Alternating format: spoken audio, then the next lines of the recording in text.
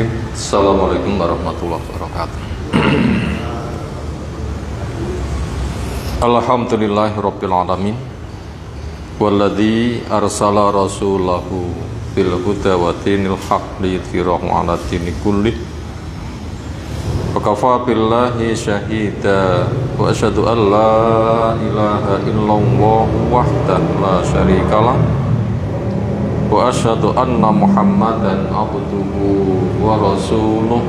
Allahumma shalli ala Muhammad wa ala alihi wa ashabihi wa man tabi'ahum bi ihsanin ila yaumiddin. Ya ayyuhalladzina amanu taqullaha haqqa tuqatih wa la tamutunna illa wa antum muslimun.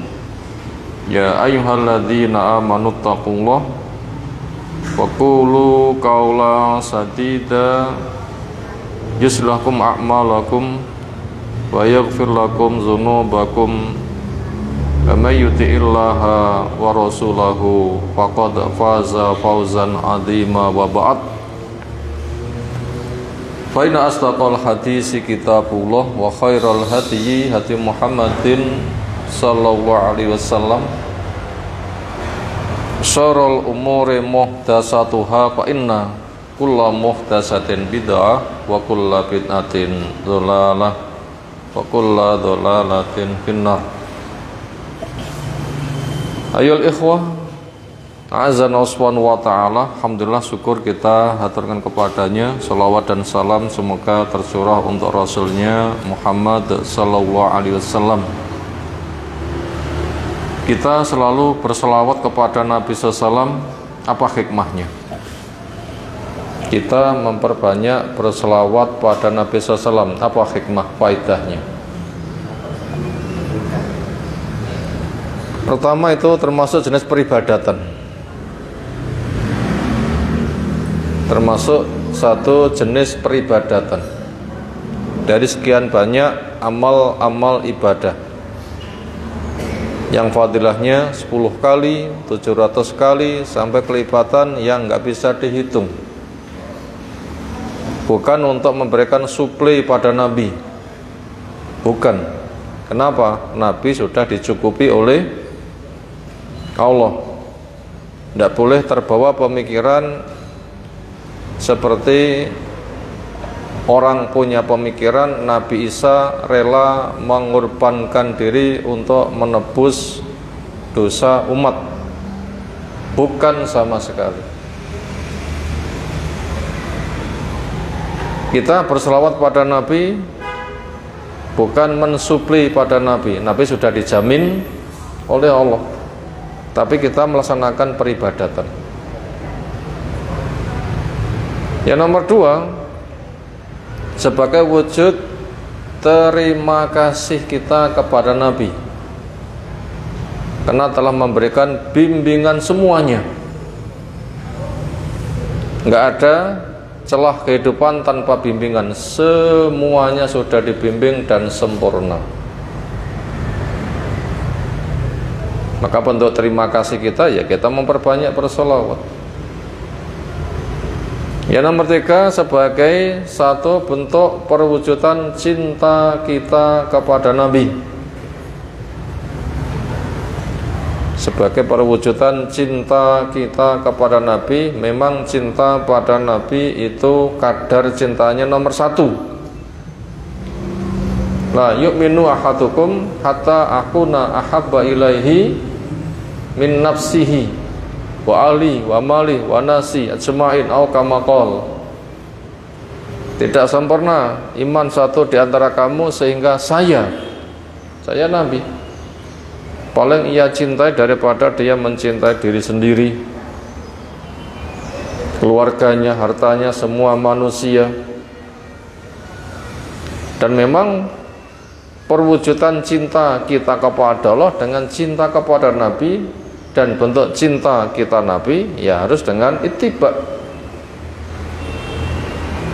bukan ungkapan di bibir, tapi dengan ittiba, mengikuti jejak.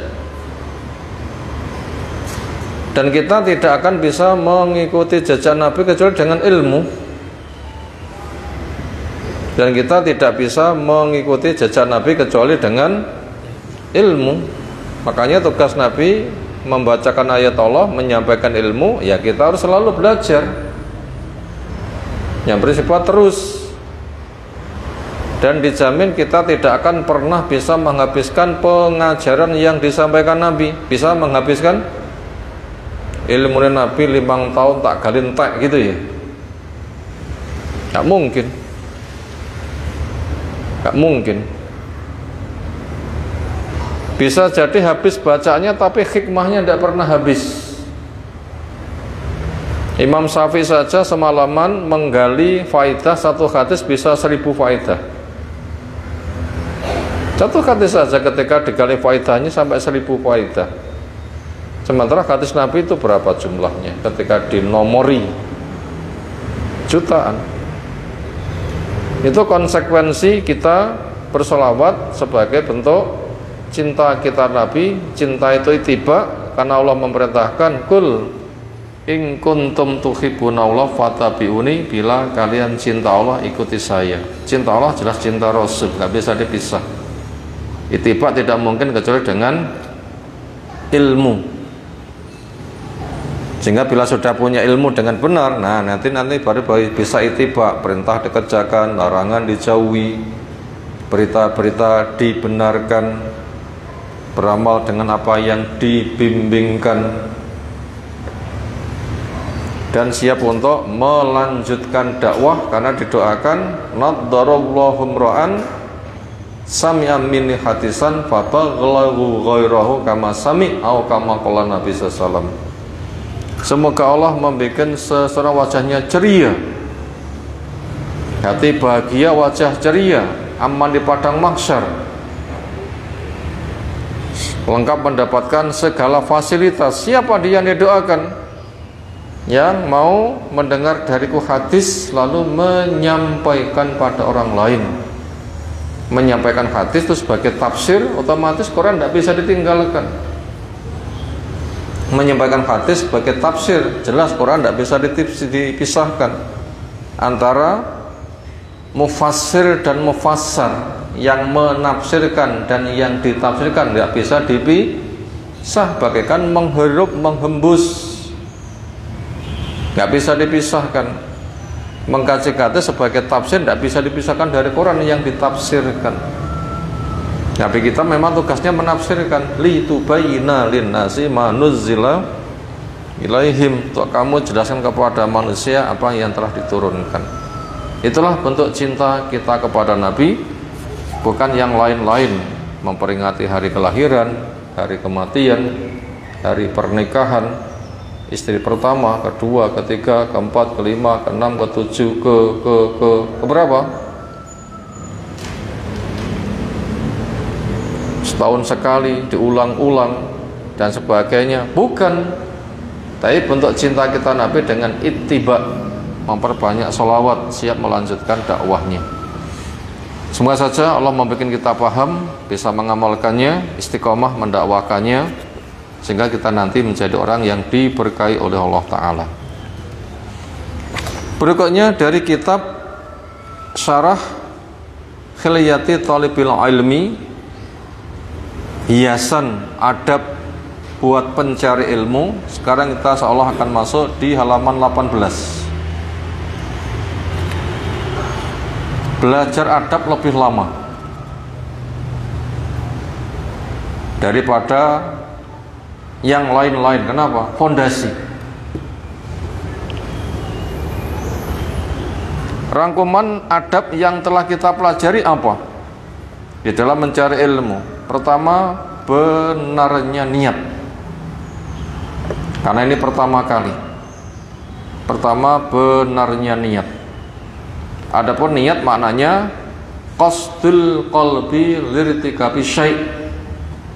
Hati punya maksud melakukan sesuatu, itu makna niat. Qasdul qalbi lirtikabi syai'. Hati punya maksud melakukan sesuatu. Dan orang dikatakan punya niat pertama hidup, orang mati gak bisa niat.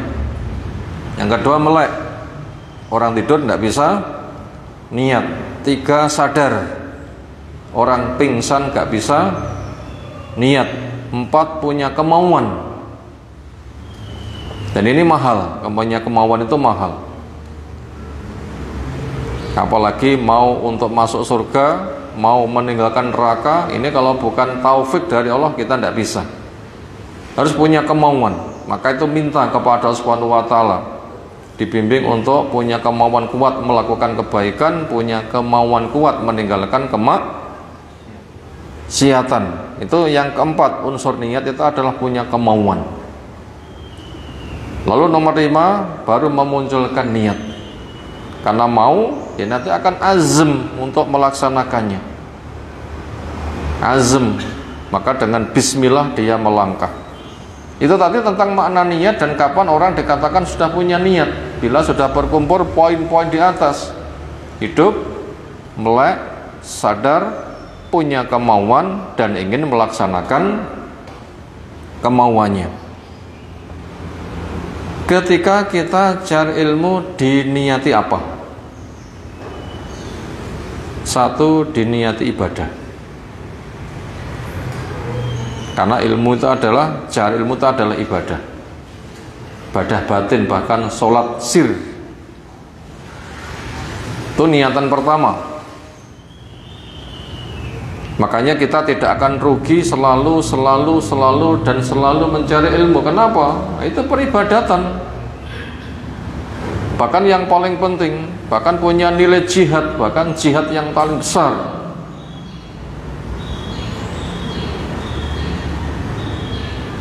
Apa jihad yang paling besar?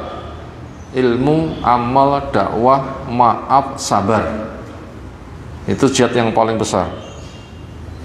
Ilmu, amal, dakwah, banyak memaafkan, sabar. Itu jihad yang paling besar. Siapapun punya kesempatan ini, apapun perannya untuk program ini. Makanya ketika kita cari ilmu harus niatnya benar. Apa? Ibadah. Sehingga orang beribadah itu harus betul-betul tulus,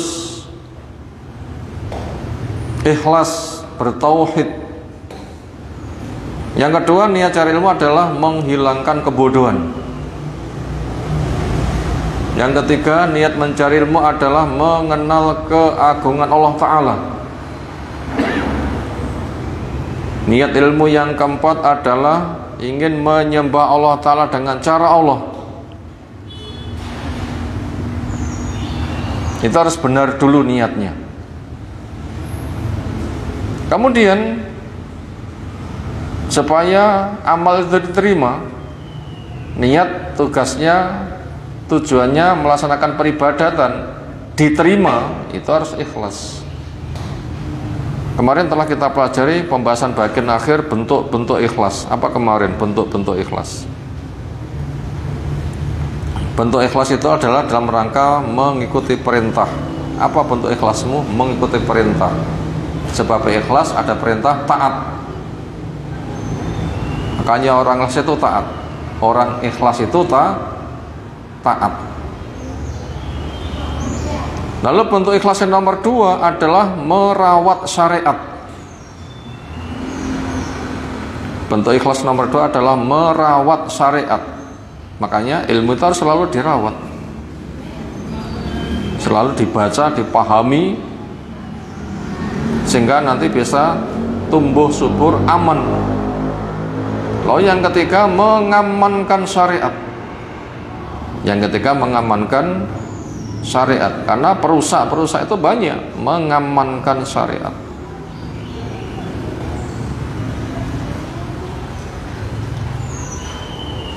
Lalu yang keempat, bentuk ikhlas itu adalah mewujudkan ketaatan itu sendiri. Kemudian pembahasan kita berikutnya nanti adalah kita berusaha untuk memahami perusak dari niat. Tema yang akan kita bahas nanti adalah kita akan memahami diantara perusak dari apa? Perusak dari niat. Sekarang kita mulai membacanya di halaman 18. Qauluhu, ungkapan penulis, Syekh Bakar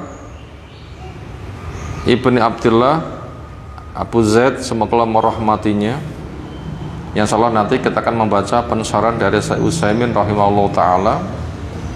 Wa tahmi al-khimah, dan kamu harus menjaga al-khimah. Ai maknanya tahmi an-niyata, kamu wajib menjaga niat. Bila cari ilmu sudah punya niat yang benar, niat wajib untuk dijaga. Niat wajib untuk dijaga. Tadi benarnya niat adalah untuk ibadah, menghilangkan kebodohan, mengenal keagungan Allah, ingin menyembah Allah berdasarkan ilmu. Itu niatnya, itu wajib dijaga, tapi itu bisa rusak. Wa tahmi ma haulaha, dan kamu menjaga apa yang ada di seputar niat. Kenapa? Karena wa khimasyai, menjaga sesuatu, ma haulahu, juga menjaga apa yang ada di lingkungannya. Sesuatu yang dijaga, potensi perusak yang ada di lingkungan harus dikendalikan.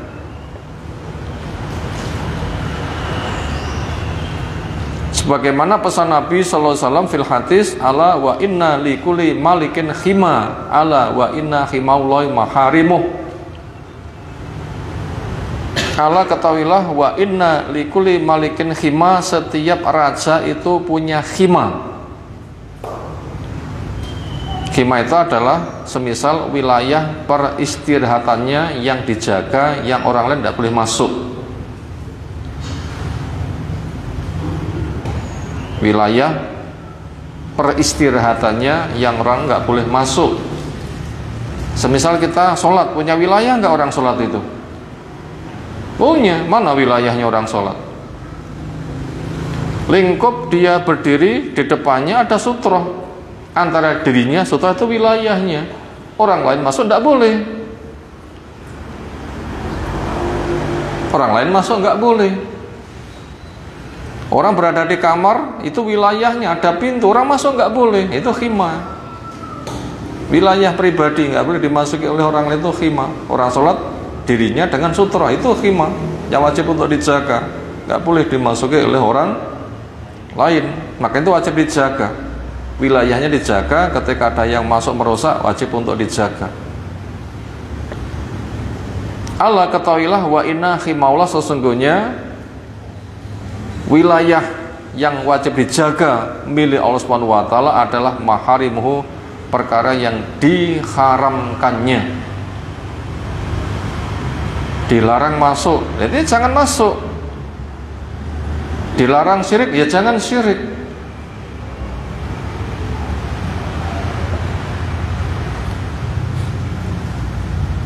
Dan berbagai macam pelarangan-pelarangan yang lain.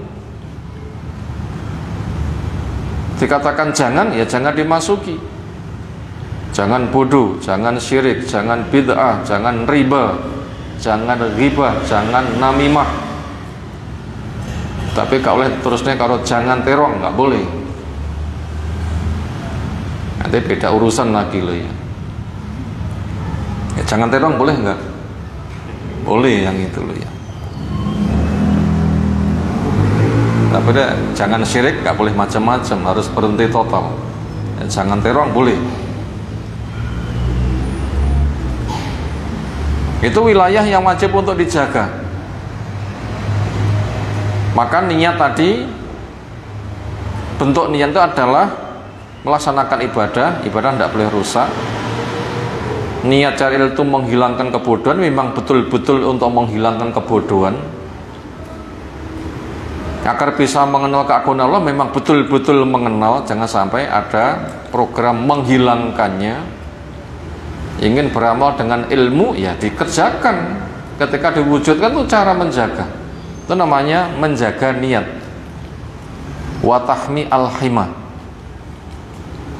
Fa'in qala qawlan, bila ada orang itu yang ngomong, ma al-farqu baina hubbuz zuhur wa hubbu naf'in nas. apa al-farqu perbedaan baina hubbi zuhur antara cinta tenar wa hubbi naf'in nas dan cinta untuk memberi manfaat kepada manusia.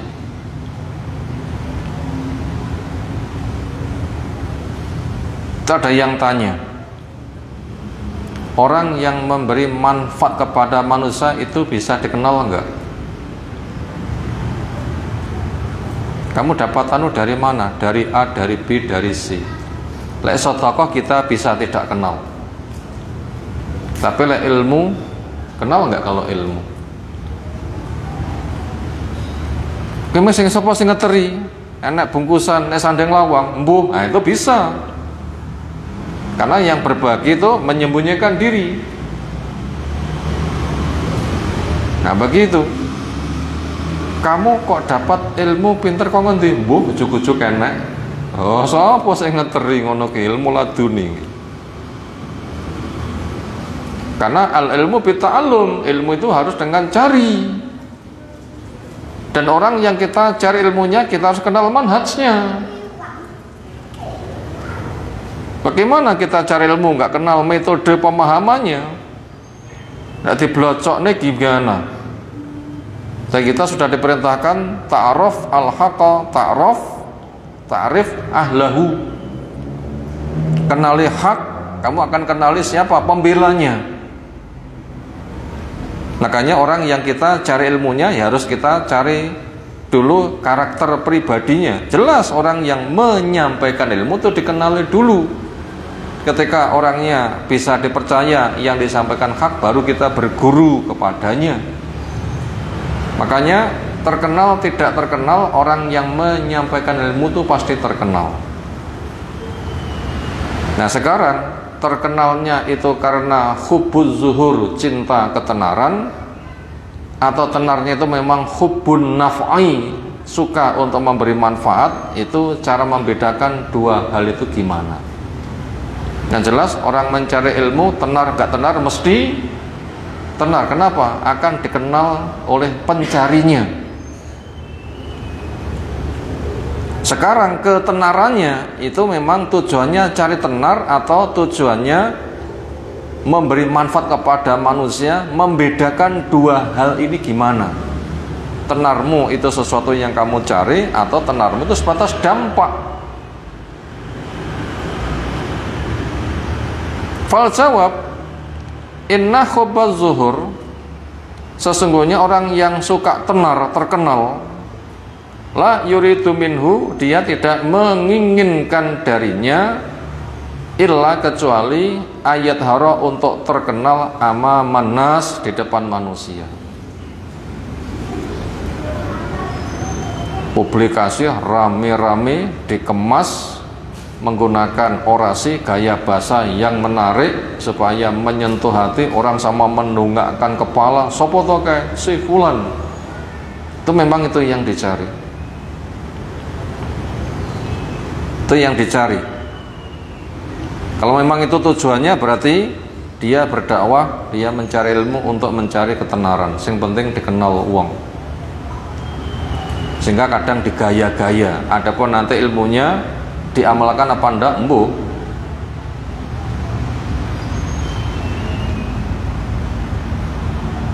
Dan itu banyak, apalagi di akhir zaman. Para khatib, para khutbah, para penceramah, para pendongeng, sehingga menyiapkan apa yang bisa menyentuh hati manusia, itu yang disentil-sentil sehingga orang sama mendongakkan kepala. Entah itu dengan gaya lawaknya, gaya lucunya, yang penting mengesan di hati orang. Mereka nanti akan kangen, ingin ketemu. Itu yang dicari. Sehingga sarana-sarana yang bisa mengarah ke situ, itu yang dia pakai. Maka mengenali karakter manusia, bagaimana mereka memperhatikan agar dia tersohor di depan mereka. Itu apabila memang tujuan ke sana, berarti termasuk hubbuz zuhur. Karena tidak ada yang ia cari kecuali untuk terkenal. Amma idza ahabba naf'an nasi, adapun ketika dia mencintai untuk memberi manfaat kepada manusia, karena dia punya pemikiran khairun nas anfa'uhum linnas, manusia yang paling baik siapa? Yang paling bisa memberi manfaat kepada orang lain. Dimulai dari mana? Startnya dari mana? Dari pribadi. Ibda bin nafsik, lekasona awakmu dewi. Ibda bin nafsik, mulai dirimu sendiri. Karena la tukallafu illa nafsak, kamu tidak ditugasi kecuali ngopeni siapa? Diri sendiri. Nyawa milik sendiri, mati ya dicopot sendiri. Semisal orang itu mimpi, sinten sing ngrasakne? Tanggane. Caket, aku ngipi sing ngrasakne tanggane. Dipasang kabel dicop nih ben melu ngrasakne. Gak bisa, dialami sendiri. Nanti dipanggil di padang masalah sendiri. Di depan Allah juga sendiri. Kulun yati farda, masing-masing orang nanti akan sowan dewi-dewi. Ketika sedang meniti di atas jembatan, mikir siapa? Meniti di atas jembatan, mikir siapa? Nafsi, nafsi. Gak mikir sopo-sopo. Awakku, awakku. Makanya mulai dengan diri sendiri. Bagaimana saya nanti bisa sowan kepada dengan selamat? Makanya dia benahi niatnya. Niatku cari ilmu beribadah, niatku cari ilmu menghilangkan kebodohan, niatku cari ilmu mengenal keagungan Allah, niatku cari ilmu agar bisa nyembah Allah dengan cara Allah. Supaya amalku diterima, saya harus betul-betul ikhlas. Saya merasa dipantau oleh Allah. Allah akan rekam saya terus. Allah tahu isi hati saya, maka saya itu harus menjaga keikhlasan, ketulusan, pengharapan semata hanya kepada Allah. Saya tidak butuh sanjungan manusia. Bahkan di waktu sepi dia semakin semangat dekat kepada Allah. Ketika sedang rame dia jaga jangan sampai ada orang yang nyanjung. Dia tidak memancing tingkah laku untuk diperhatikan oleh orang lain. Itu namanya memulai diri sendiri. Antara disanjung atau dicela buat dia itu sama. Disanjung tidak merasa besar, ketika dicela juga tidak merasa hina. Bahkan ketika disanjung itu malah isti'adzah. Ketika disanjung itu malah isti'adzah. Apa doanya ketika orang dapat sanjungan? Allahumma la tu'akhidna bima yaqulun waghfir lana mimma yaqulun waj'al lana khairan mimma yadunnun. Allahumma ya Allah la tu'akhidna, jangan kau hukum kami bima yaqulun, dari apa yang mereka katakan. Waj'al lana Allahumma la tu'akhidna bima yaqulun waghfir lana bima la ya'lamun, ampuni buat kami dari apa yang mereka tahu. Waj'al lana khairan mimma yadunnun, jadikan apa yang mereka duga itu memang kebaikan. Itu kan isti'adzah. Jangan kau tuntut saya dari apa yang mereka katakan. Biasanya orang itu bila sanjung itu bangga diri enggak? Nanti akan dituntut. Bisa ujub nanti. Berat itu tuntutannya. Makanya minta pada Allah, jangan kau tuntut saya dari apa yang mereka katakan. Ampuni saya dari apa yang mereka katakan. Bisa jadi saya jelek tapi katanya baik, cuma permasalahannya mereka nggak tahu kekurangan saya. Yang ada itu dikesankan kebaikan, padahal saya itu banyak keburukannya. Ampuni saya dari apa yang mereka tidak tahu. Wa filana mimma la ya'lamun. Lalu yang ketiga, wa ja'alna khairan mimma yadunun, apa yang mereka duga jadikan itu kebaikan buat saya. sebenarnya saya tidak sebagaimana yang mereka diduga saya baik, belum tentu saya baik, tapi saya minta semoga apa yang mereka duga memang kebaikan buat saya. Ini tanda-tanda orang yang bisa ngurus awake dewi. Kemudian setakwa-takwa orang yang takwa itu pahalanya terbatas, maka ketika berinteraksi untuk membesarkan pahala. Setakwa-takwa orang yang takwa, terbatas nggak pahalanya? Terbatas, karena jalur pahala itu berasal dari diri sendiri. Tapi ketika berinteraksi, nanti dia akan bisa membuka jalur pahala lewat orang lain. Saya baik, semoga dapat pahala 1 juta, wong liya takjak, semoga mau dapat 1 juta, saya dapat 2 juta, tanpa mengurangi jatah dia 2 juta. Semoga yang mengikuti saya, yang saya beritahu kebaikan nanti ada 5. Saya 1 juta, masing-masing 5 1 juta, saya dapat 6 juta. Untuk membesarkan. Semoga yang mau menerima arahan saya nanti ada 10, ada 50, ada 100, ada 1000, ada. Berapa maunya? Sejumlah manusia, sejumlah makhluk di dalam jin pada generasi saya dan generasi akan datang. Berapa kira-kira yang diharapkan mau menerima arahannya? Diharapkan banyak. Andaikan sampai 1 miliar, masing-masing 1 juta, pahala sang pelopor nanti akan semakin besar. Makanya kita jangan kikir mengajak orang lain, jangan kikir kita mendakwai orang lain, jangan kikir bila ditanya oleh orang lain. Lek ngertimu golek aja teko aku. Lek aku golek angel tak tekone awakmu gratisan, aku golek ya berdana. Ya jangan begitu. Justru ada orang tanya kita semangat memberi. Mereka belum minta saja kita menawari, berusaha begitu. Mereka malah semangat, kita malah dapat rezeki nomplok. Kenapa? Ditanya orang. Jadi ketika berinteraksi itu fungsinya untuk apa? Membesarkan pahala. Memang itu tujuannya. Ia mulai dirinya supaya benar di depan Allah, supaya pahala semakin besar. Ia tularkan pada orang lain. Itu namanya dakwahnya untuk memberi manfaat kepada manusia. Nah, ketika orang seperti ini akhirnya terkenal merupakan dampak yang tidak dicari. Gak masalah terkenal. Kenapa? Itu dampak yang tidak dicari, tapi dampak otomatis. Sing jenenge ndulit uyah yo asin, gitu kan? Ya sudah, itu dampak yang tidak dicari. Makanya terkenalnya dia nggak masalah. Beda dengan orang pertama kali ketika berangkat tujuannya apa? Terkenal, itu beda. Nah ini bisa kita jawab apa perbedaannya niat orang untuk mencari ketenaran dan memberi manfaat.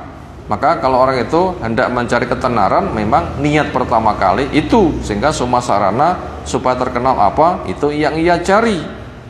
Adapun apabila orang itu ingin memberikan manfaat kepada manusia untuk membesarkan pahala, summa atam mim ba'di dzalika, kemudian datang sesudah itu hubbuhu az-zuhra, cintanya dia kepada ketenaran. Oh, ternyata saya juga tenar ya, lumayan, berarti seneng kan ya, tanpa dicari tapi dapat, lumayan.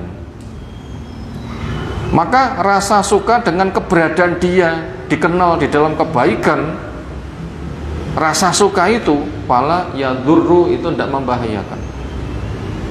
Kenapa? Rasa sukanya kepada terkenal nggak dicari, cuma dampak otomatis. Yang ia cari ngopeni awak supaya selamat di depan Allah, dan supaya pala semakin besar ia tularkan kepada orang lain tanpa dicari. Kok terkenal lalu ada rasa suka, nggak membahayakan rasa suka kepada terkenal. Kenapa? Nggak dicari, itu dampak otomatis.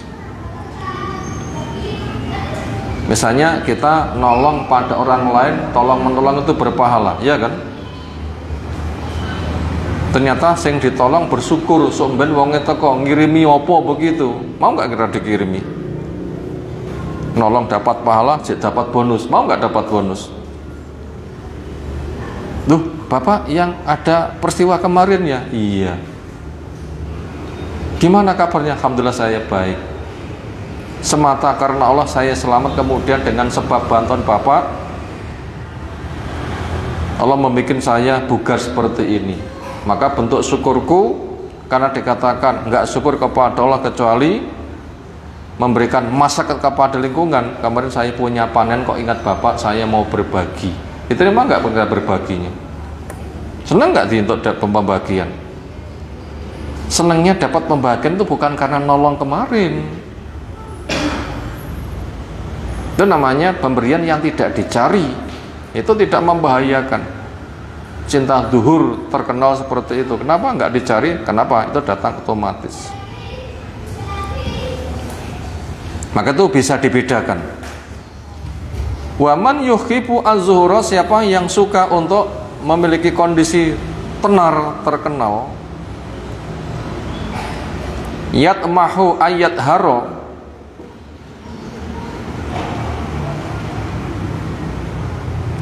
yang itu cepat untuk terkenal. Siapa yang suka terkenal, cepat akan keterkenalannya. Wa yusyara ilahi bil asabi, dan diisyaratkan kepadanya dengan jari. Semua orang menunjukkan jarinya, dia.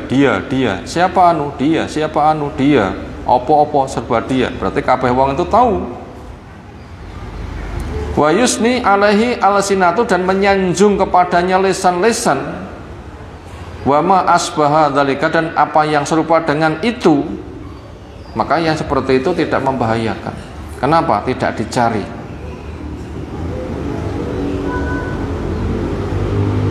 Amma man arata an naf'a, adapun orang yang menginginkan kemanfaatan, fala yuhimuhu, maka tidak membikin pada dirinya sifat humum.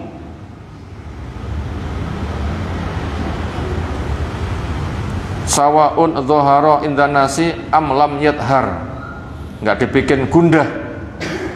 Sama saja dia terkenal di depan manusia, am lam yathar, atau tidak terkenal. Jadi orang itu apabila bisa ngopeni awak dewi benar di sisi Allah, lalu berusaha memberikan manfaat kepada orang lain, maka dia itu cuek saja. Saya dikenal bukan urusanku, saya tidak dikenal bukan urusanku. Yang penting saya di depan Allah selamat. Ketika saya bergaul memberikan maslahat. Dikenal wong ya kono, gak dikenal wong ya kono. Napa kono kuwi? Masa bodoh, gak urus, bukan sesuatu yang saya cari. Disanjung tidak semakin besar, dicela juga nggak semakin kecil. Bahagia dia ketika ihsan, merasa diawasi oleh Allah dan merasa kangen.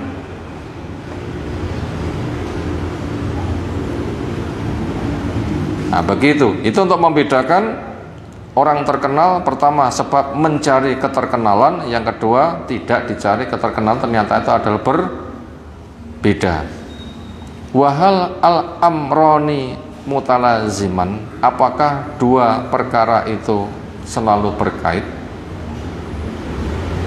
Orang yang membenahi diri lalu memberikan manfaat, apakah orang yang membenahi diri lalu memberikan manfaat itu mesti terkenal? Nakul kita katakan laisa mutalazimain, dua perkara itu bukan perkara yang selalu berkait. Jadi orang yang membenahi diri baik di depan Allah lalu memberikan manfaat itu mesti terkenal? Ya tidak ada kaitan. Mungkin terkenal, mungkin tidak.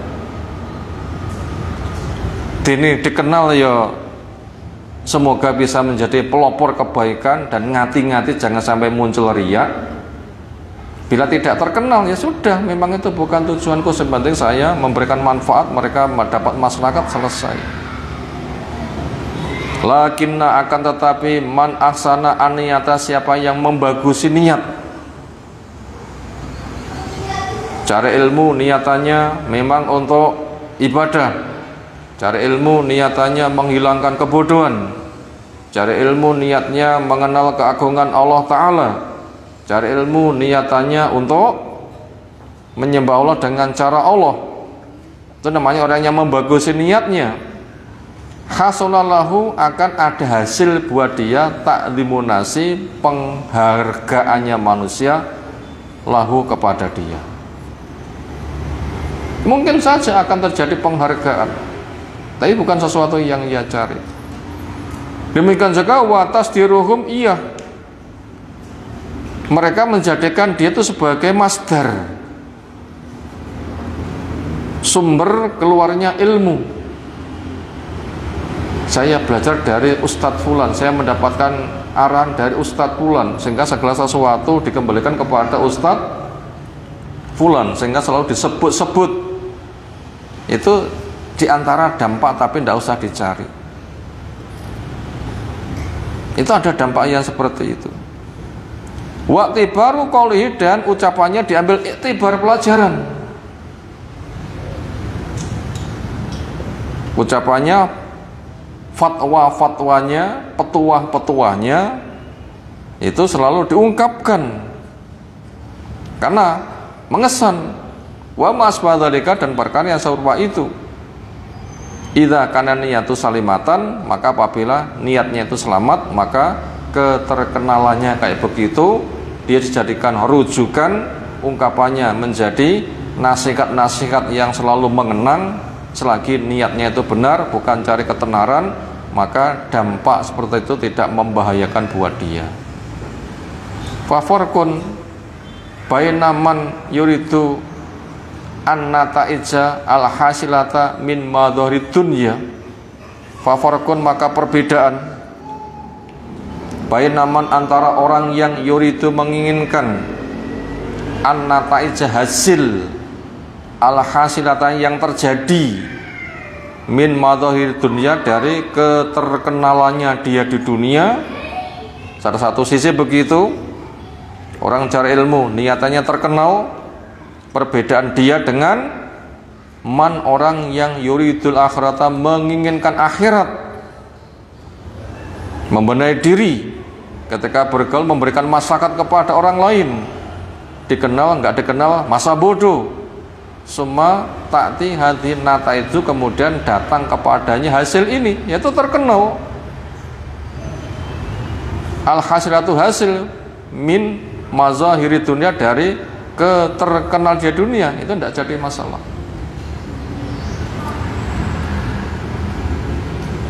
Nah begitu. Penyakit ingin terkenal ini yang wajib kita waspadai.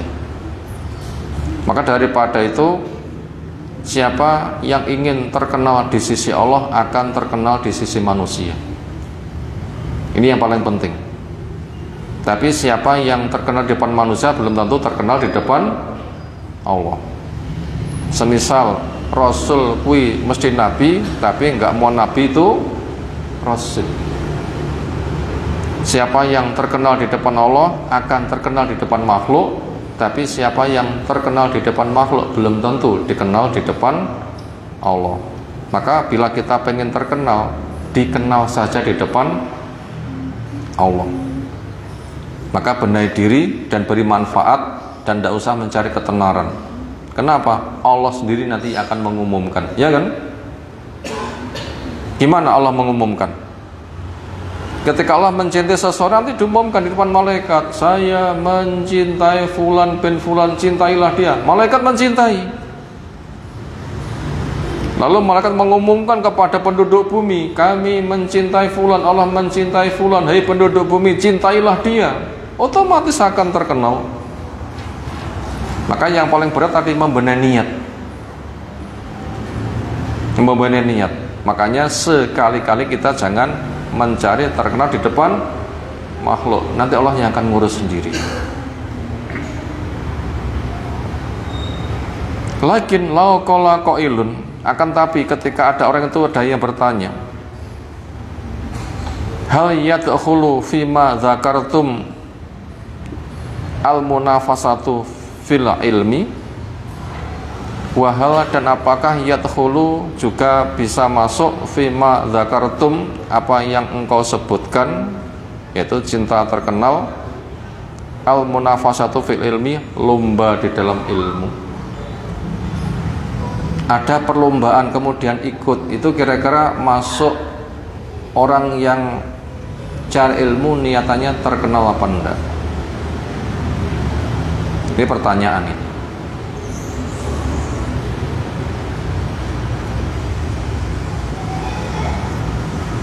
Fal jawabannya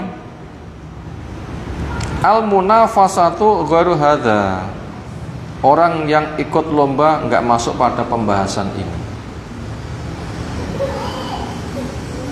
Niatannya orang terkenal sama niatannya orang lomba sama atau beda? Niatannya tiang lomba niku nopo? Pertama ghibtoh.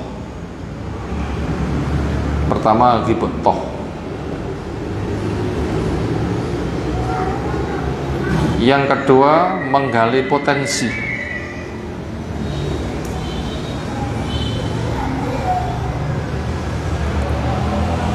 Yang ketiga mensyiarkan dari apa yang dilombakan.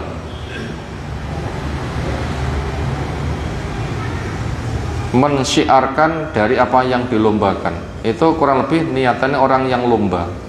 Pertama ghibtoh, kedua menggali potensi diri, yang ketiga mensyiarkan dari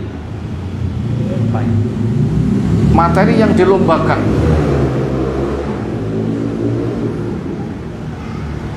Si fulan hafal Quran, kapan ya saya bisa hafal semisal dia? Ghibtoh kan? Menginginkan yang dimiliki oleh orang lain tanpa merusak. Lombanya lomba apa? Musabaqahnya musabaqah apa? Musabaqah hifdzul Quran, hifdzul hadis atau semisal. Berarti kan pengen bisa, pengen menang itu kan pengen bisa, pengen juara itu kan pengen bisa. Saya pengen semisal dia, penghafal Quran, penghafal sunnah. Itu kan ghibtoh, menginginkan yang dimiliki oleh orang lain tanpa merusak. Yang kedua menggali potensi diri. Kan bekerja keras kan nanti jadinya. Menggali potensi diri kan bekerja keras kan nanti hasilnya. Lalu yang ketiga mensyiarkan materi yang dilombakan. Apa materi yang dilombakan? Hafalan Quran itu harapannya adalah masyarakat Islam, terutama generasi muda, generasi penghafal, maka diadakan mereka ben lomba ngapal nih. Jadi yang dicari itu apa? Agama yang dihafal ini, kabeh wong ngapal nih, itu yang sedang diangkat. Kan begitu. Adapun nanti dapat hadiah itu kan sesuatu yang nggak dicari kan. Makanya ketika dia nggak dapat hadiah, memang itu sebagai pemicu saja, sebagai tasjik saja. Ibaratnya wong ngelak ya minum gitu sajalah. Bukan lomba yang niatannya minum kan, bukan begitu kan ya. Tapi ketika ngelak minum saja. Yang jadi intisarinya apa? Intisarinya alhamdulillah saya hafal Quran, saya hafal sunnah, saya bisa ini itu. Itu kan yang dicari. Karena dia itu menginginkan yang dimiliki oleh orang lain. Dia menggali potensi diri. Panitia memang mengharapkan para kaum muslimin itu, para penghafal itu sebagai hafal. Itu kan mencapai kepada sasaran. Adapun mereka ngelak ya di ombeni, mereka luwe ya di ngoni. Enek dana turah butuh umroh ya diumroh nih, enek dana turah disangoni, kan boleh-boleh saja kan. Senada dengan itu lomba. Kalau begitu, bila kita sudah mengenal alam lomba dengan cinta terkenal kan beda.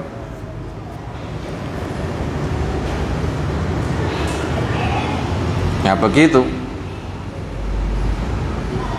Jika dikatakan di sini al munafasatu ghairu hadza, munafasah itu bukan ingin terkenal. Fal munafasah itu apa? Ya dia maknanya ayyuhibba, dia suka, ayasbiko, untuk berlomba, la liyakuna fawqa sahibih, bukan menginginkan berada di atas rivalnya, tapi ingin menjadi peserta. Namanya ghibthah, dia itu bisa, saya itu pengen bisa. Lomba, memacu potensi, bukan ingin melebihi kepada yang lain. Untuk mengasah ketajamannya, kebisaannya, maka dilombakan. Saya sudah bisa apa atau belum? Lomba, sehingga nanti akan terpacu. Bukan menginginkan kedudukan dirinya di atas rivalnya. Aku menang, hebat, kamu kalah, kemudian dihina. Bukan menginginkan dia berada di atas rivalnya. Fayakunu, akhirnya jadilah dia a'la minhu, lebih tinggi daripada dia. Bahkan tidak juga yuhibu, dia menginginkan ayatafawwaqo, untuk mendapatkan posisi tinggi. Fawqa itu kan di atasnya ya, tafawwaqo itu kan meraih posisi di atasnya. Alaihim, di atas mereka, lil ilmi, terhadap ilmu. Fal farku, maka perbedaan dakik itu gamblang. Bainaman yakul, antar orang yang mengatakan ana uridu an atluba al ilma, saya menginginkan untuk mencari ilmu, li akuna fawqan nas, supaya saya lebih tinggi di depan manusia, wa afuko akroni fakot, dan saya lebih tinggi daripada rival-rivalku saja. Itu apabila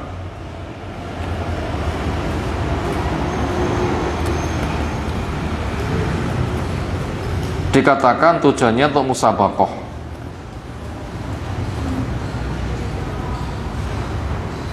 Saya menginginkan untuk mencari ilmu supaya saya di atas manusia dan saya lebih tinggi daripada rival-rivalku.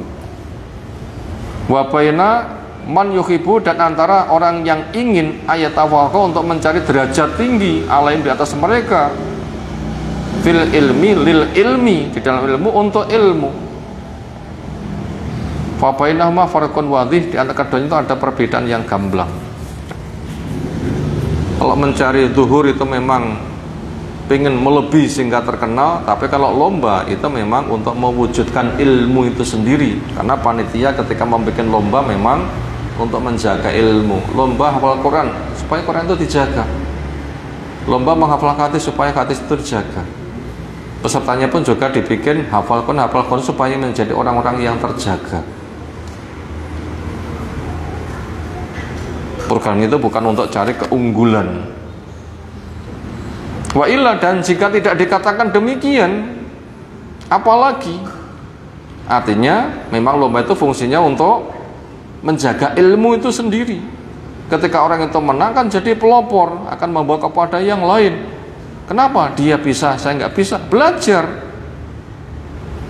Fahadha Umar, inilah Umar radhiyallahu anhu, tamanna, menginginkan anak benahu, anaknya Abdullah bin Umar, ajaba Nabiya, menjawab pada Nabi SAW, indama sa'ala as-sahabata, ketika Nabi tanya kepada para sahabat radhiyallahu anhum, fi qaulihi, berkaitan sabdanya alaihi salatu wassalam, inna minas syajari syajaratan, sesungguhnya ada sebuah pohon di antara pepohonan, la yasqutu waraquha, yang daunnya tidak gugur, wa innaha masal muslim, itu permisalan pribadi muslim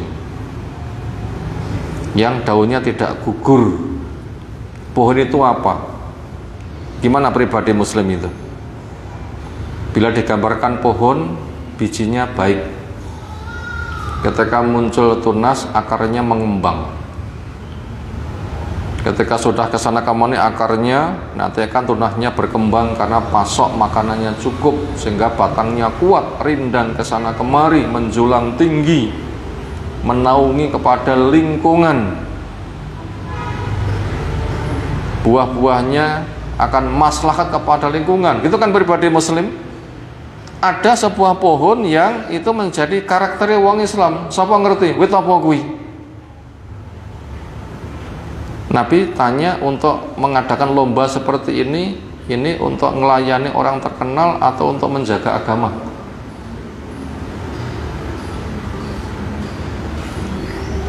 Untuk menyelamatkan umat atau untuk nyangoni umat? Untuk menyelamatkan, dengan agama mereka selamat, bukan nyangoni umat biar terkenal, bukan. Tapi itu membimbing kepada umatnya. Memang orang itu ketika berdakwah selain dirinya sebagai robbani juga menginginkan orang yang didakwai jadi robbani. Ilmu amal dakwah, orang mempelopori, saya cari ilmu amal dakwah. Ketika saya ajarkan, yang saya ajari juga senang ilmu amal dakwah. Ini untuk menjaga agama dan menyelamatkan orang, bukan untuk menterkenalkan orang. Maka Nabi tanya, itu fungsinya untuk itu. Makanya antara ingin terkenal sama lomba itu beda. Nah, ketika Nabi tanya seperti itu, bagaimana tanggapan para sahabat? Fawako'an nasu, maka terlintas benak manusia fi sajaril bawati, tentang pepohonan yang ada di hutan. Tanahnya subur, berkembang kuat, menjulang tinggi, karena tidak ada tangan menyentuh, maka daunnya tidak pernah rontok. Kenapa? Enggak dirai wong sing golek ramban, ngoten nggih. Ini orang kota paham nggak kira wong kulit ramban? Saya orang kota nggak ngerti. Kulit ramban itu punya kambing, tanaman begitu tumbuh, potong nggak pakan kambing, ya malah gak mekar-mekar gitu loh ya. Lalu tanaman di hutan kan nggak ada orang yang menjamah, makanya itu daunnya utuh rindang. Itu yang terbenak pada manusia, yaitu tanaman di hutan yang tidak kejamah, makanya itu daunnya nggak gugur. Qala Abdullah ibnu Umar radhiyallahu anhuma, fawaqa fi nafsi, maka yang terlintas di benak saya duduk kuwi anah, yang dimaksud pohon itu adalah an-nakhlatu kurma. Kenapa? Akarnya selalu mencari makan, batangnya tumbuh kuat, daunnya rindang, buahnya semua lisan doyan.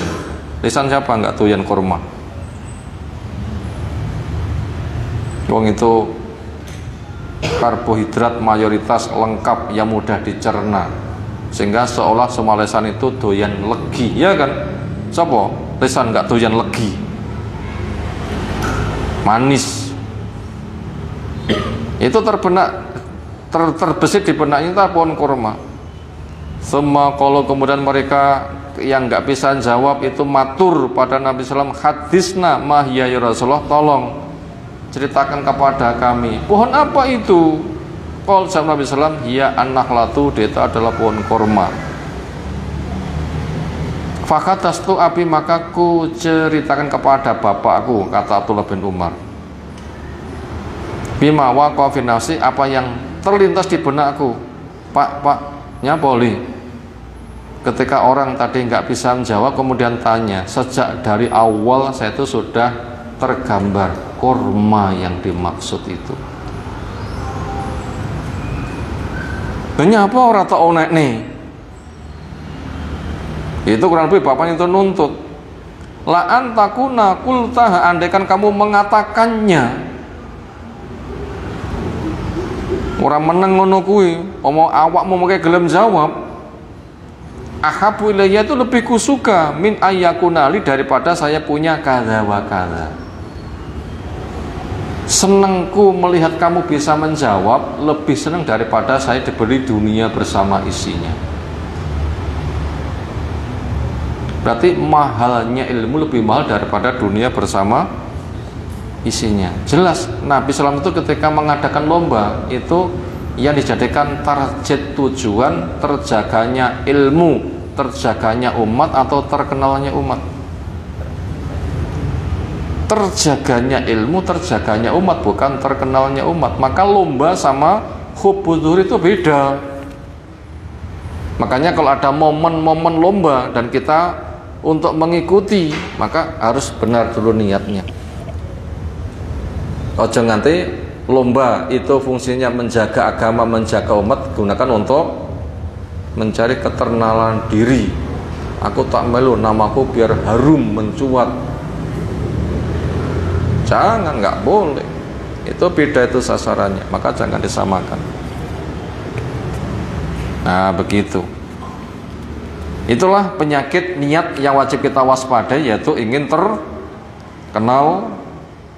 Ternyata pada lomba itu bukan medan untuk mencari keterkenalan, tapi untuk menjaga agama dan memberdayakan umat. Kalau ada hadiah, itu sifatnya sebagai ya namanya orang haus butuh minum, lapar butuh makan, safar butuh biaya dan sebagainya. Itu sebatas berbagi, itu bukan tujuan, itu perkara yang bersifat boleh-boleh saja.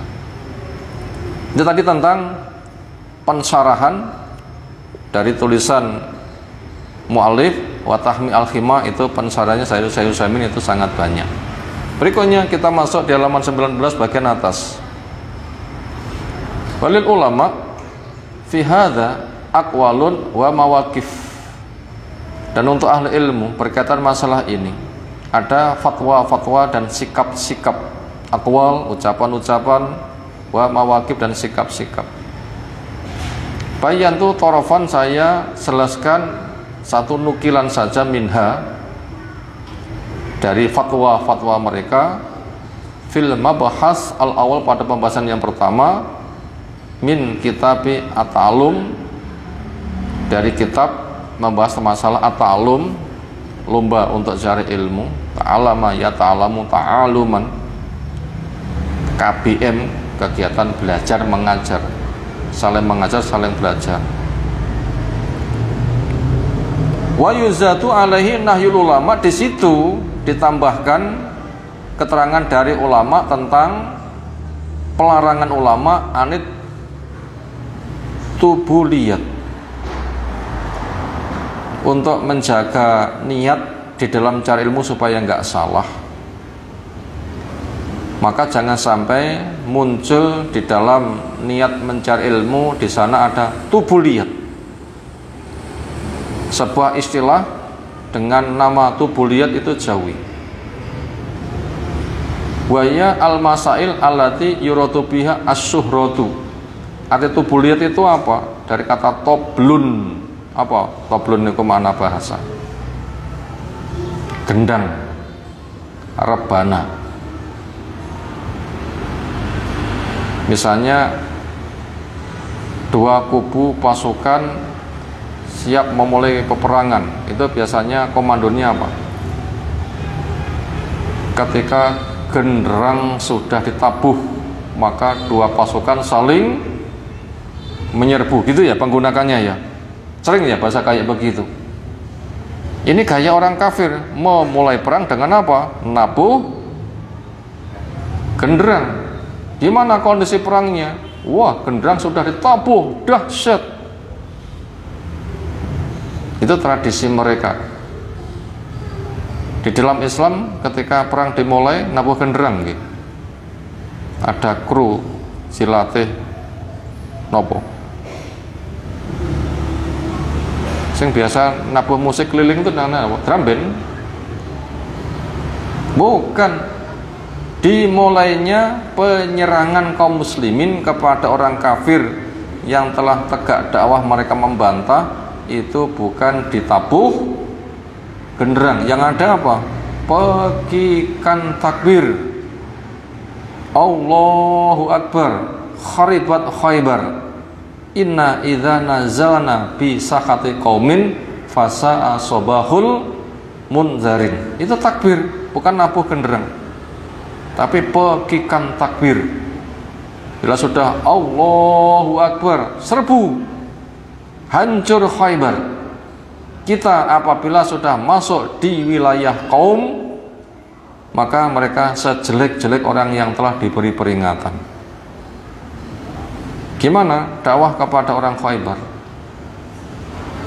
Ali yang ditugasi, saya akan menaklukkan Khaybar karena pembangkangannya.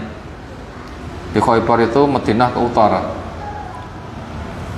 markas terakhir sisa-sisa Yahudi di Madinah. Madinah banyak orang Yahudi yang sudah diberesi sukunya apa saja. Satu, Qainuqa di dalam kota, ahli mereka. Nah, ini bisa ditaklukkan pertama kali. Yang kedua, Bani Nadir. Bani Nadir yang mengadakan pengkhianatan, tidak membunuh Nabi, karena Nabi datang kepada mereka untuk kemitraan cari sumbangan. Yang ketiga, Bani Quraidah yang mengadakan pengkhianatan ketika terjadi perang Ahzab. Mestinya membela Madinah, malah membela wong Quraisy. Quraisy 4.000, Ghatafan 6.000, 10.000 pasukan hendak meluluh lantakkan penduduk Madinah yang total gak sampai 10.000. Mau dihabisi pasukan spesial sebanyak 10.000. Yahudi mengkhianati dari belakang. Makanya kaum muslim itu bagaikan dihimpit, depan belakang itu mau menghancurkan. Ternyata Allah mengendalikan mereka. Akhirnya diberesi. Sisa-sisanya berkumpul di Khaybar. Bani Nadir mereka diusir. Bani Quraidah lakinya dibunuh. Sisanya anak-anak perempuan jadikan budak, jual. Senjata, tanahnya menjadi rampasan milik kaum muslimin. Sisa-sisanya lari ke Khaybar. Nah, itu ketika diberesi begitu. Saya hendak mengangkat panglima perang yang dia cinta Allah, cinta Rasul, Allah Rasul mencintainya, dan lewat tangannya nanti akan Allah berikan kemenangan. Oh, apa uang pengen jadi panglima perang? Nanti umat yang semula nggak pengen, waktu itu pengen. Kenapa? Jaminannya luar biasa. Dia dinyatakan cinta Allah, cinta Rasul, Allah Rasul menyatakan cinta kepadanya, dan pasti diberikan kemenangan. Ingin sekali. Ternyata orang yang berpotensi ingin ditunjuk, nggak ada yang ditunjuk, malah tanya sing nggak hadir, sinten? Malah cari yang nggak hadir, siapa? Mana Ali? Oh, sakit mata, tolong panggil, bahasa gampangnya gitu. Kemudian Allah menyembuhkannya dengan media diruqyah Nabi, dengan diludahi. Kita boleh meruyah dengan diludahi. Ya 5 dina rong sikatan pisan. Itu termasuk mukjizat itu. Termasuk apa? Mukjizat. Nabi mengobati sembuh kalih diterokne. Allah punya sifat kun, oleh sulapannya bim salab bim. Kadang peruqyah juga muni kun bolak-balik pangkara mari-mari. Enak pengobat menguni kun gitu loh. Ya enggak boleh, itu kewenangan siapa kun itu? Ini nama amruhu, itu urusan Allah itu. Gimana dipindah menjadi urusan manusia? Manusia hanya berdoa, bukan menetapkan. Allah kun itu kan menetapkan kan ya. Kalau kun itu menetapkan. Akhirnya Allah langsung berikan kesembuhan, lalu diperintahkan berangkatlah. Tapi jangan segera menyerang. Dakwai dulu. Kenalkan Islam sama seluk-beluknya. Ketika sudah gamblang seperti apa Islam itu, anjurkan mereka untuk masuk Islam. Andaikan satu saja dari mereka nyambut ajakanmu, pahalamu lebih baik daripada onta merah. Jadi dakwah satu saja mau nyambut, pahala untuk dai itu lebih baik daripada onta merah. Nyambut 10, 20 berapa kalau begitu pahalanya? Besar. Nah, ternyata mereka termasuk orang yang menentang. Makanya mereka ditunggu sampai waktu subuh. Kalau ada adzan berarti menyambut dakwah. Kalau nggak ada adzan, nggak menyambut dakwah. Ternyata subuh sudah ditunggu, ternyata nggak ada adzan. Langsung selepas subuhan terjadi serangan pagi. Cara menggerakkannya dengan Allahu Akbar. kharibat Khaybar inna idza nazalna fi sakati qaumin fasa sabahul mundarin. Allahu akbar. Celaka orang Khaybar, sesungguhnya kita bila sudah masuk di wilayah musuh, berarti telah tegak hujah, mereka tidak menyambut, nantang perang, maka nasibnya adalah nasib yang paling memprihatinkan. Fasa sabahul mundarin, alangkah jeleknya paginya orang yang telah diberi peringatan sengaja mereka menolak, nanti akan bisa ditaklukkannya. Itu nggak menggunakan bahasa genderang ditabuh, tetapi perang dimulai dengan pekikan takbir. Tapi di dalam alam militer yang lain itu menggunakan bahasa apa? Gimana kondisinya? Genderang sudah ditabuh, itu sudah sangat terkenal. Makanya di masyarakat juga ada bahasa piye mengkai ceramai, wes pokoknya gongi wis muni ya selesai acarane. Pokok gongi wis muni ya selesai acarane. Apa gongi wis muni? Mbah ya wis ndongani ya mulai, itulah ya. Pokok gongi wis muni acarane selesai. Napa Mbah Yane sudah angkat tangan. Makanya masyarakat juga ada bahasa begitu.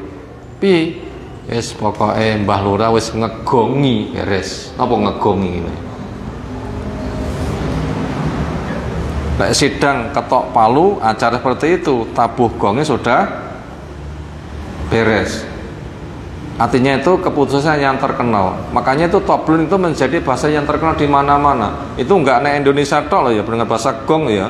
Nek Arab pun juga ada bahasa gong itu loh ya. Apa? Tobliyat. Artinya apa itu?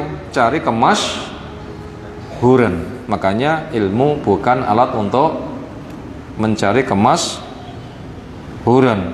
Amalnya begitu. Untuk cari kemasuran bukan. Itu tadi. Mana atubuliyat waya al-masail alati yurotubiyah, masalah yang dimaksud dengannya adalah asyuhratu, orang cari ilmu untuk mencari keterkenalan. Ini ulama mentahdir, memberikan peringatan jangan. Kenapa? Itu sebagai perusak niat di dalam cari ilmu. Waqad qila, dan sungguh telah dikatakan zallatul alim madrubun laha at-tablu, tergelincirnya ahli ilmu itu dimisalkan ketika cari ilmu itu tujuannya nggih nabuh gong. Jadi ahli ilmu tujuannya itu apabila hanya sebatas untuk merestui saja sehingga nanti akan terkenal, itu namanya tukang nabuh gong. Makanya ulama penguasa yang dolim itu adalah ulama tabuh gong. Ulama pemerintah yang dolim, apapun keputusan pemerintah yang dolim itu disetujui, namanya ulama tabuh gong. Opo-opo gongnya ditabuh, walaupun keputusan pemerintah itu salah. Itu perkara yang amat sangat bahaya. Perkara yang amat sangat bahaya. Sekarang kita lihat bagaimana ungkapan Sufyan rahimahullah ta'ala untuk mewaspadai jangan sampai jadi ulama tabuh gong. Artinya ulama yang disewa. Ulama yang apa? Disewa. Hanya ngegongi mensetujui keputusan sang penyewa. Itu hanya cari keterkenal, cari dunia. Itu bahaya. Apa fatwa Sufyan Ats-Tsauri? Kuntu, kata beliau, ada saya itu fahmal Quran, diberi pemahaman Al-Quran. Alhamdulillah. Falamma maka tatkala qabil itu saya menerima as-surrah. Surah itu pemberian atau hadiah dari penguasa yang nyewa. Apa surah itu? Pemberian dari penguasa sing nyewa. Saya bikin keputusan, kamu sebagai ulama yang terkenal, masyarakat condong kepada kamu, maka ikuti saya, apapun nanti keputusanku setujui. Kamu sebagai gongi. Makanya dia itu dapat hadiah yang besar. Berapa hadiahnya kira-kira? bukan kelasnya jutaan, puluhan juta, ratusan juta, bukan kelasnya miliaran, bisa kelasnya apa? Triliunan. Kenapa? Seolah suara dia itu bisa tersedot masyarakat seluruh negerinya bagaikan magnet yang kuat. Makanya itu gajinya ya mahal. Tatkala saya menerima surroh, pemberian dari penguasa yang dolim, ini kita nggak cerita penguasa di Indonesia loh, ya. Ini temanya bukan cerita ngerasanya penguasa, bukan. Mau dikira ngaji ini ceritanya penguasa, bukan itu kasusnya. Nggak ada sangkut pautnya. Ini fatwanya siapa? Sufyan Ats-Tsauri di masanya, bukan cerita realita kondisi yang ada di negeri ini. Beda, jangan salah tompo. Salah tompo nama salah tompo. Ketika saya sudah terima surah, pemberian dari penguasa yang nyewa, sulib tuhu, pemahaman Quran yang saya miliki malah hilang. Sekarang kita akan melihat apa makna atubuliyat yang tadi ungkapan dari mu'alif Syekh Bakar Abdillah Ibnu Zaid rahimahullah ta'ala. Sekarang kita akan membaca pensyarahan dari Syekh Utsaimin rahimahullah ta'ala. Mana atubuliyat? Ya al-masail alati yuratu biha, masalah yang dimaksud dengannya as-suhroh, keterkenalan. Ini penyakit. Cari ilmu tujuannya untuk terkenal, cari dunia. Itu menggunakan ulama tabuh gong. Sumiyat tubuliyat, dikatakan tubuliyat li'anaha, karena sungguhnya dia mislu tabli, semisal gong, laha sautun wa ronin, punya suara dan kenyaringan.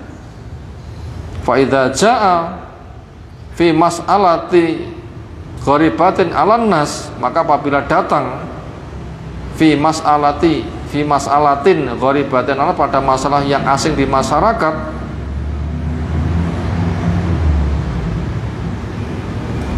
wastuhirat anhu, dan itu sesuatu yang dimasyhurkan darinya, sorot, jadilah karena seolah-olah dia itu adalah sautut tabli, suaranya gong. Walam asma' bihadza, saya tidak mendengar kata-kata ini di dalam syariat. Walakin wajah sawadih, tetapi gambarannya itu sangat jelas, yaitu ulama yang disewa untuk mencari ketenaran. Apapun yang jadi kemauan sang penyewa itu disetujui, yaitu ulama tukang tabuh gong. Bagian terakhir yang akan kita baca seolah tentang apa makna surah, yakni al-ata', pemberian, minas sultan, dari penguasa. Lama qabilahu, ketika dia menerima, sulibah fahmul Quran, akan dicabut pemahaman Al-Quran. Wa haula, dan mereka hum mereka alidna, orang-orang yang yudrikuna amra, yang menjumpai perkara itu. Walihada, karena as-salu adalah orang tempo dulu, yataharrazuna, mereka jaga diri, min atau ya as-sultan, dari pemberian penguasa.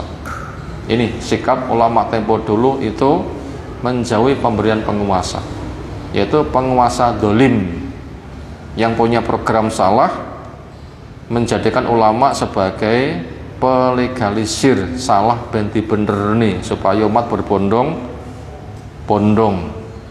Mbah Yai dipareni sangoni 150 juta, nanti suaranya katut gitu kan ya. Ada seperti itu.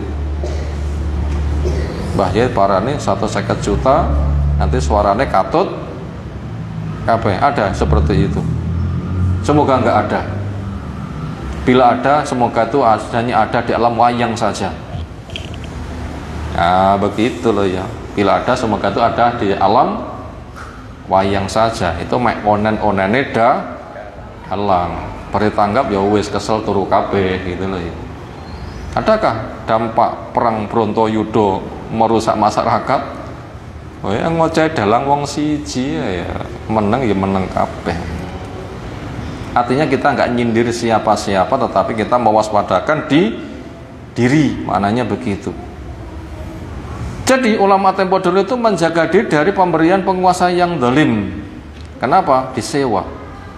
Wa yaqulun innahum la yu'tunana, mereka para penguasa enggak memberi kepada kita illa kecuali liyastaru dinana, untuk memberi agama kita bidunyam, dengan dunia mereka. Jadi ulama itu memang betul-betul ulama robbani atau ulama pencari dunia. Itu ketika datang penyewa mau atau tidak mau. Datang penyewa tukang abogong mau, berarti cari ilmunya untuk mencari dunia. Keterkenal itu merusak. Walidzalika la yaqbaluna, karena itulah mereka enggak menerima. Suma inna as-salatin, kemudian para penguasa fi masa bako, dari apa yang telah berlalu, kot kadang takunu ada amwaluh, harta mereka ma'khudatan, diambil min ghairi khilya, tidak halal. Sudah programnya mensukseskan program salah, harta yang diberikan bodoh apa kira-kira, sumbernya halal apa haram, itu juga masih diwaspadakan. Sering ada harta mereka itu diambil dari tidak yang halal. Akhirnya ahli ilmu di kala itu fayatawara'un, mereka warok, mengambil sikap ngati hal darinya, lihat sebab aidan, dengan sebab itu. Wa minamal, dari perkara yang sudah dimaklumi, annahu, sesungguhnya la yajuzul alim, enggak boleh buat ahli ilmu ayyak bala hadiyata sultan, untuk menerima hadiah dari penguasa bila programnya itu. Ini enggak boleh menerima hadiah penguasa itu total, bukan, diperinci. Makanya bila kita ditanya bolehkah ahli ilmu mendapatkan pemberian penguasa, jawab rinci. Nah begitu, jangan dijawab satu jawaban, enggak boleh, jangan, diperinci. Idza kana sultan yuridu antakuna hadzal atiyah matiyatan, ini perinciannya. Idza, apabila kana ada sultan penguasa, yuridu, menginginkan, antakuna, bahwasanya ada, hadil atiyatu, pemberian ini, matiyatan, sebagai tunggangan, yarkabuah, yang dia jadikan kendaraan, mata sya'a, kapanpun ia mau, lihadal alim, kepada alim ini, liyuwafiqahu, supaya ulama itu mencocoki kemauan penguasa, fi aqwalihi wa fali, ucapan perbuatan, itu yang tidak boleh apabila niatannya seperti itu. Amma idza kanat amwalus sultan nazihatan, adapun bila harta penguasa itu harta yang bersih, punya makna halal.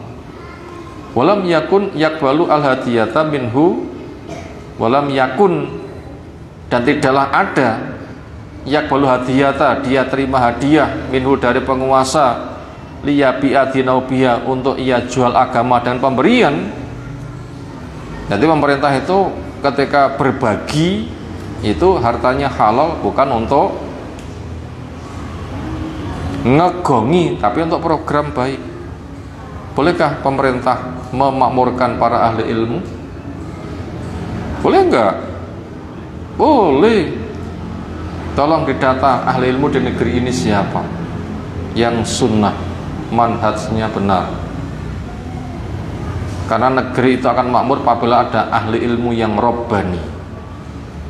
Islam bukan yang mitasi, tapi yang asli, seperti pertama kali.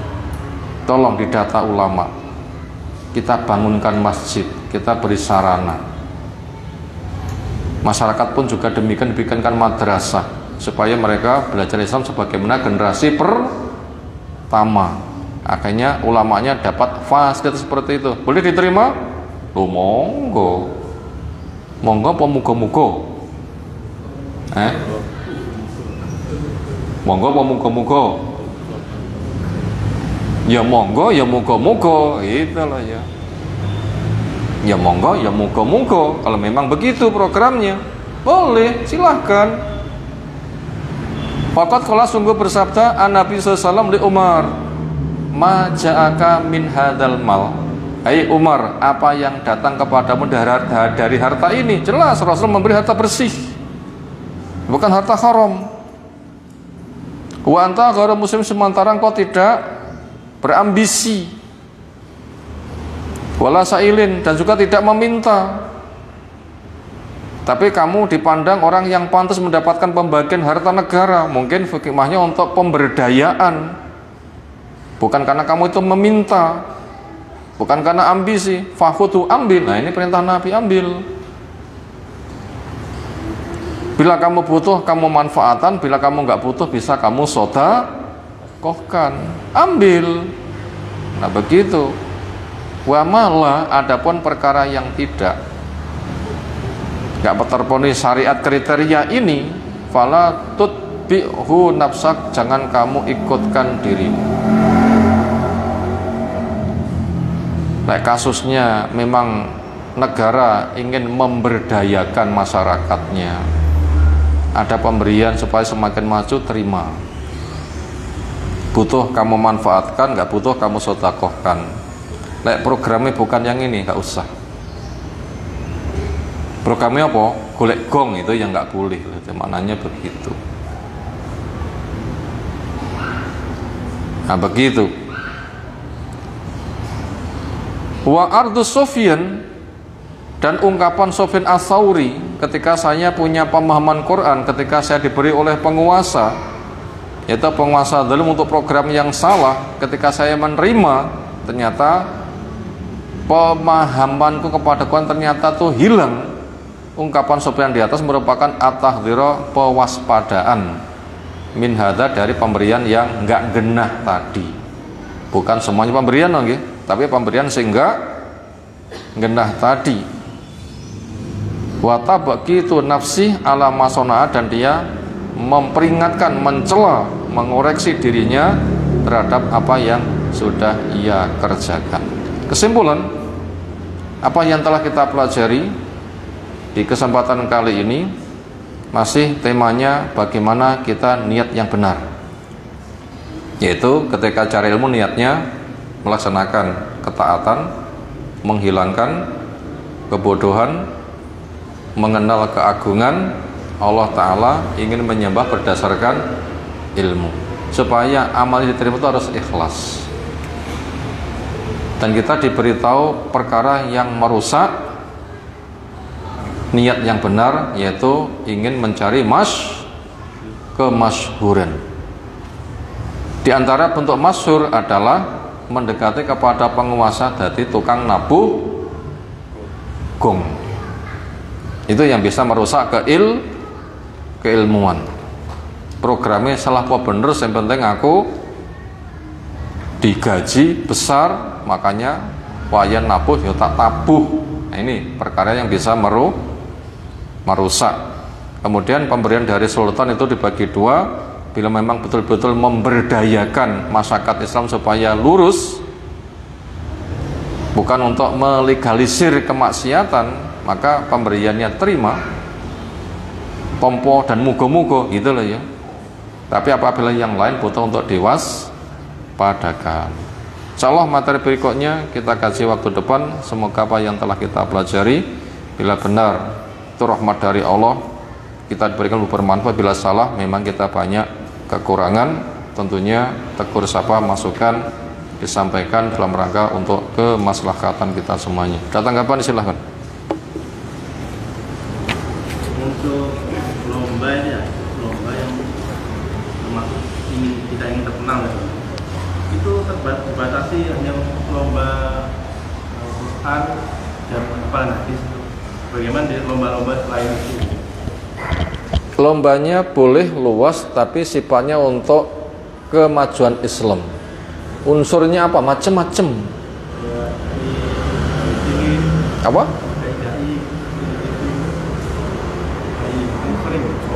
Lomba dai cilik dihindari. Lomba dai cilik dihindari. Karena yang jadi imam pun juga jadi dai itu adalah orang yang ulin nuha, ulul albab, dewasa umurnya, cerdas pikirannya, bisa membimbing kepada masyarakat. Karena yang jadi imam itu bukan sebatas bisa baca Quran, tapi juga pemahamannya, pengajarannya. Sementara kalau dai cilik itu kayaknya belum, nggak masuk. Pacu kuda monggo, pemanahan monggo, untuk menggali masyarakat yang potensi di bidang matematika, nanti akan difungsikan di bidangnya, negara butuh untuk kemasakan kaum muslimin, boleh diadakan lomba matematik untuk kepentingan itu, untuk menggali potensi masyarakat. Apa yang sedang dibutuhkan itu luas, unsurnya kan banyak kan, Quran, sunnah, renang, manah, dan berbagai macam kan dibutuhkan semuanya. Untuk kepentingan militer, kepentingan menghitung, kepentingan arsitek, kepentingan ini itu kan boleh diadakan lomba untuk menggali potensi-potensi luas. Tapi dajil itu supaya dihindari, kayaknya belum masuk pada pembahasan. Kenapa? Dai itu butuh balik dan dewasa. Kalau Allah apa lagi. Demikian, subhanakallahumma bihamdika, asyhadu an la ilaha illa anta, astaghfiruka wa atubu ilaik. Assalamualaikum warahmatullahi wabarakatuh.